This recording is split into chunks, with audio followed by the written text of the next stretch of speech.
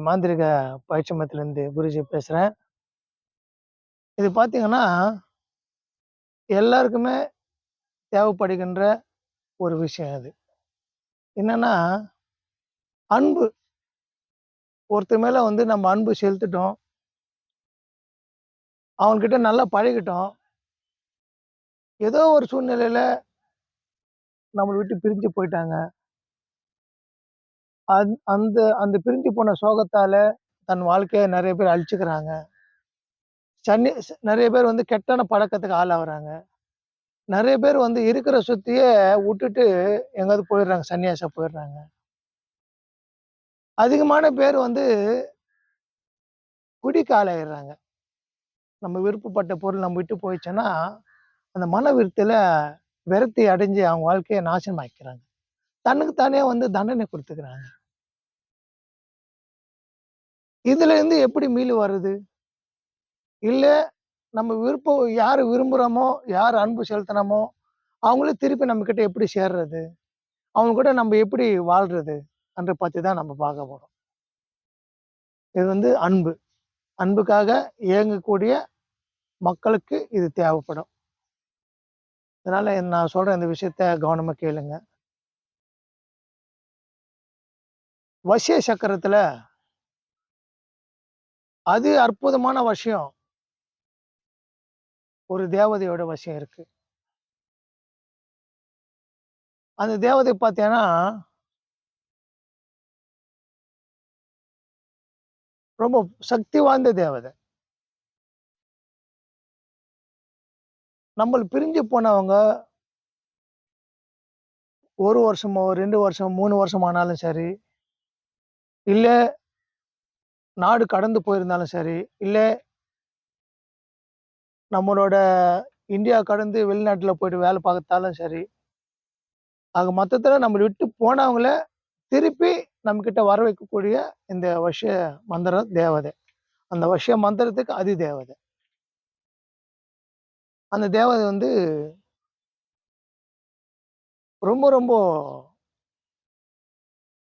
வசீகரத்த உருவாக்கக்கூடிய தேவதை. அந்த தேவ சக்தி வந்து வாலிப பசங்களுக்கு, அந்த தைரியம் உள்ள வாலிப பசங்களுக்கு இந்த தேவதை வந்து உதவி பண்ணும். எதனால தைரியம் உள்ள வாலிப பசங்கன்னு சொல்றேன்னா, இந்த தேவதை வந்து அப்படிப்பட்ட சக்தி வாய்ந்தது. தைரியம் இருக்கணும். அந்த பூஜை எடுத்து செய்யணும்னு சொன்னா தைரியம் இருக்கணும். ஏன்னா இது எல்லாமே வந்து ஒ ஒரு பயங்கரமான ஒரு சக்தி வாய்ந்த ஒரு சக்தி இது.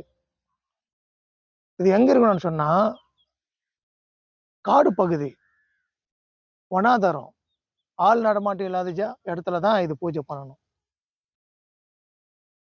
ஏன்னா, அந்த தேவதை வந்து ஒரு ஒரு சமயத்துல நீங்க எடுக்கிற என்ன பூஜை படையல் வச்சிருக்கீங்களோ, அது எடுக்கறதுக்கு வரும். கருப்பா வரும். திடீர்னு வந்து எடுத்துன்னு போயிடும் அது.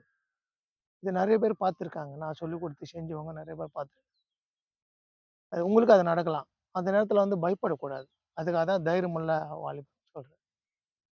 சரிங்களா? இது அந்த தேவதை வந்து கருப்பி ன்னு சொல்லுவாங்க. கூப்பிட்ட குரலுக்கு ஓடி வரக்கூடிய ஒரு தேவதை. எங்கேயோ இருக்கும் அது. நம்ம கூப்பிட்ட உடனே அவ்வளோ தூரத்துல இருந்து குரல் குடுக்கும். நான் இருக்கிறேன், வரேன்னு சொல்லி குரல் குடுக்கும். இது காதுல கேட்கும்.